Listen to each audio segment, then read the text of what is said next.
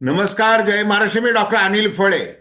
लाडक्या बहिणींना आता फक्त 1500 रुपये नाही तर 2100 रुपये देण्यात येणार आहेत, अशी घोषणाच उपमुख्यमंत्री आणि माजी मुख्यमंत्री एकनाथ शिंदे यांनी हिवाळी अधिवेशनात करून टाकलेली आहे.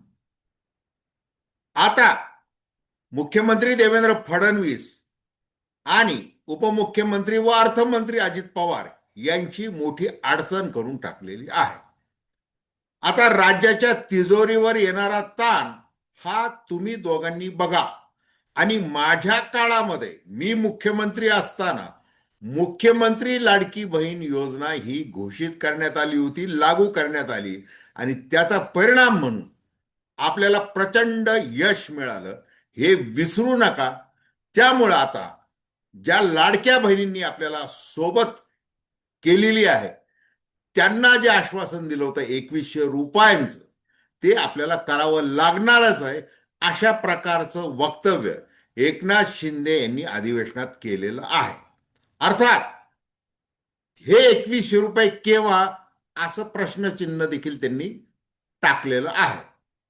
हे एकूणच जे आहे लाडकी बहीण योजना, यामुळं एकनाथ शिंदे म्हणजे भाई, देवेंद्र फडणवीस म्हणजे देवा भाऊ, आणि अर्थात अजित पवार म्हणजे दादा. तर भाई, भाऊ आणि दादांमध्ये श्रेयवादाची मोठी लढाई आहे. नुकत्याच झालेल्या नगर परिषद नगरपंचायत निवडणुकीच्या प्रचाराच्या दरम्यान मुख्यमंत्री एकनाथ शिंदे आवर्जून माझ्या लाडक्या बहिणींचा प्रतिसाद, त्यांचं प्रेम असा आवर्जून उल्लेख करायचे. आता महानगरपालिकेच्या निवडणुका येऊ घातलेल्या आहेत, तिथेही हेच होणार आहे. आणि मग या सगळ्या प्रचाराच्या दरम्यान चर्चा होणार आहे, लोक विचारणार आहेत, लाडक्या बहिणी विचारणार आहेत की नेमकं आता 2100 रुपये दरमहा तुम्ही केव्हा देणार आहात. आणि मोठी पंचायत एकनाथ शिंदे यांनी केलेली आहे फडणवीस आणि अजित पवार यांची. ती का, कशी आणि काय त्याच्या मागचा त्यांचा हेतू आहे, कशा प्रकारे त्यांनी आपल्याच दोन सहकार्यांना कोंडीत पकडलेलं आहे, त्याविषयी आपण थेटपणे चर्चा करणार आहोत. दर्शकांना विनंती की चॅनल सबस्क्राईब करावं, सबस्क्राईबचं बटन दाबावं आणि आपल्या प्रतिक्रिया बिनधास्तपणे नोंदवाव्यात. हे बघा, तटस्थ भूमिकेतून एक स्वतंत्र पत्रकारिता म्हणून आपण चर्चा करत असतो, ती सर्वसामान्य नागरिकांच्या दृष्टिकोनात. आता एकनाथ शिंदे यांनी मुख्यमंत्री पदाचा आग्रह धरला होता आणि तो आग्रह, त्या आग्रहासाठी आधार म्हणजे माझ्या नेतृत्वाखाली सगळ्या निवडणुका लढवल्या गेलेल्या आहेत, लोकसभा आणि विधानसभेच्या. यश मिळालेलं आहे. मग जी योजना आहे मुख्यमंत्री लाडकी बहीण योजना, ही माझ्या नेतृत्वाखाली यशस्वी झालेली आहे आणि आपल्याला यश मिळालेलं आहे, हे विसरू नका. एकनाथ शिंदे यांनी त्याच्यावर अधिक भर दिलेला आहे. आता वर्षा बंगल्यावर ते मुख्यमंत्री असताना एक मोठी रांगोळी त्यांनी काढली होती आणि त्या रांगोळीमध्ये अजित पवार गायब करण्यात आले होते. त्यावेळेला राष्ट्रवादी काँग्रेसच्या प्रवक्त्यांनी यथेच्छ असं तोंडसुख एकनाथ शिंदे यांच्या शिवसेनेवर घेतलं होतं आणि ते बरंच गाजलं. दुसरीकडे भारतीय जनता पार्टीच्या कार्यकर्त्यांना जाणवलं की सगळं श्रेय हे मुख्यमंत्री एकनाथ शिंदेच घेत आहेत आणि आपले उपमुख्यमंत्री, ज्यांना त्याग करावा लागला मुख्यमंत्री पदाचा एकनाथ शिंदेच्या बंडामुळे, ते सगळं श्रेय घेऊन चाललेलं आहे. मग आता करायचं काय? त्यावेळेला फडणवीस ब्रिगेडने भारतीय जनता पार्टीच्या तालुका गावापर्यंत देवा भाऊ, देवा भाऊ, देवा भाऊची योजना असं केलं आणि मुख्यमंत्री हा शब्द गायब करून टाकला. तेच अजित पवारांनी केलं होतं. सुरुवातीच्या काळामध्ये हे भाई, दादा आणि भाऊ ज्या प्रकारचे इव्हेंटसाठी एकत्र येत होते, त्याच्यावर कोट्यवधी रुपयांचा खर्च करण्यात आला.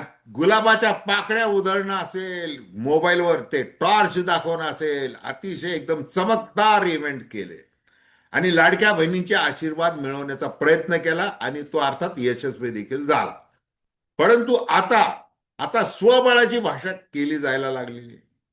तुम्ही गेल्या महिनाभराच्या काळामध्ये एकनाथ शिंदे आणि देवेंद्र फडणवीस आणि रवींद्र चव्हाण यांच्यामध्ये काय काय झालेलं आहे, लोटस ऑपरेशन ते अमित शहा यांच्या दरबारापर्यंत सगळं गाऱ्हाणं मांडलं जाणं, हे काय झालेलं आहे.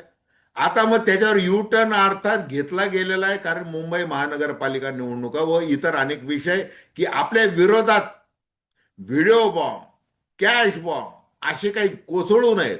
आणि मुख्यमंत्री देवेंद्र फडणवीस यांची जी गुप्तहेर यंत्रणा आहे ती आपल्याला उघडं पाडणार नाही, यासाठी जरा एक पाऊल जरी मागं घेतलेलं असलं तरी आता एक कोंडी केलेली आहे एकनाथ शिंदे यांनी. आणि याचाच फायदा महाविकास आघाडीचे नेते घेणार आहेत. जसं नाना पटोले बोलले आणि मग नाना पटोलेंना एक चांगला फटका एकनाथ शिंदे यांनी अधिवेशनाच्या काळामध्ये मारला. अहो, तुमचाच कार्यकर्ता तो कोण, वल्लमवार वगैरे, तो हायकोर्टामध्ये गेला होता आणि या योजनेला ब्रेक लावावा अशी याचिका त्याने दाखल केली होती आणि ती फेटाळण्यात आली. मग ते शिंदे यांनी त्यांच्या स्टाईलमध्ये ते कधी कधी खुलतात, अधिवेशनाच्या काळामध्ये ते खुलतात बोलत असताना मग एकमेकाला चिमटे काढतात. मग ज्या वेळेला महिला व बाल विकास मंत्री आदिती तटकरे यांना विचारण्यात आलं की हे काय नेमकं, 2100 रुपये कधी जाणार, काय चाललेलं आहे, मग त्यांची थोडीशी पंचायत झाली. मग धावून आले ते उपमुख्यमंत्री एकनाथ शिंदे आणि त्यावेळेला त्यांनी ते वक्तव्य केलेलं आहे. आता विधानसभेच्या पटलावर वक्तव्य केलेलं आहे. मग आता ते किती गांभीर्याने घ्यायचंय हे ठरवावं लागेल. मग ज्या वेळेला विरोधक असं विचारतात आणि नाही म्हटलं तरी लाडक्या बहीण योजनेमुळं जे आपलं पानिपत झालेलं आहे महाविकास आघाडीचं, आता करायचं काय. आणि ते आपल्यावर म्हणजे आपल्यावर ते शेकणार आहे. मग लोकसभा निवडणुकीमध्ये जरी विजय मिळवला तरी विधानसभा निवडणुकीमध्ये आपलं काही खरं नाही. त्यामुळं दरमहा 3,000 रुपये महालक्ष्मी योजना जाहीर केली होती महाविकास आघाडीने. म्हणजे महाविकास आघाडी असो किंवा महायुती असो, राज्याच्या अर्थकारणाचं त्यांना काहीही घेणं नाही, फक्त सत्ता मिळाली पाहिजे एवढं महत्वाचं. आता आर्थिक विश्लेषकांनी अनेक टीका केलेली आहे. आता बघा की काय टीका केलेली हे लक्षात घ्या. म्हणजे महायुती सरकारच्या मुख्यमंत्री माझी लाडकी बहीण योजनेसाठी यंदाच्या अर्थसंकल्पात 36,000 कोटींची तरतूद असून सुद्धा पुरवणी मागण्यांमधून 6,103 कोटींची अतिरिक्त मागणी झालेली आहे. म्हणजे सध्या जे अधिवेशन चालू आहे ते याच लाडक्या योजनेपायी दरमहा सामाजिक न्याय विभागातून 400 कोटी रुपये वर्ग केले जातात, ते वेगळेच. याचाच अर्थ वर्षाला 45,000 कोटींपेक्षा अधिकचा निधी हा लाडकी बहीण योजनेवर सरकारला खर्च करावा लागणार आहे. मतांसाठी लोकांनीही घोषणांच्या मागे लागल्यावर त्याचे दुष्परिणाम भोगावे लागतात, हे विश्लेषकांचं म्हणणं आहे. पुढे विश्लेषक काय म्हणतात की राज्याच्या एकंदर 7,00,000 कोटींच्या अर्थसंकल्पातील 45,000 कोटींपेक्षा अधिक म्हणजेच 6 ते 7% आसपास रक्कम ही 2 कोटींपेक्षा अधिक महिलांना दरमहा वाटण्यासाठी खर्च होत असल्यास त्याचा राज्याच्या अर्थव्यवस्थेला किती लाभ होतो वा क्रयशक्ती किती वाढते याचाही अभ्यास शासनाने करणे आवश्यक आहे, हे विश्लेषकांनी म्हटलेलं आहे. मग आता ज्यांचा अर्थकारणाविषयी खास अभ्यास म्हणजे अगदी अर्थसंकल्प कसा समजावून घ्यावा यासाठी मुख्यमंत्री देवेंद्र फडणवीस यांनी एकदा पुस्तक लिहिलेलं आहे, ज्याचं उद्घाटन त्यावेळेचे तत्कालीन मुख्यमंत्री उद्धव ठाकरे यांच्या हस्ते झालेलं आहे. मग अर्थशास्त्राचा त्यांचा कसा अभ्यास आहे याबद्दल स्तुती एकनाथ शिंदे यांनी काल एका कार्यक्रमामध्ये जरूर केलेली आहे. परंतु आता काय केलेलं, अडचणीत आणलेलं आहे. 2100 रुपयाबद्दल विचारतील आता लोक. मी तर बोलून मोकळा झालेला आहे आणि मी हे सांगणारे आता जाहीर सभांमध्ये, कारण स्वबळावर लढवायचंय, शिवसेनेचा प्रचार करायचा आहे, लाडक्या बहिणींना खुश करायचंय, त्यांना खुश ठेवायचंय.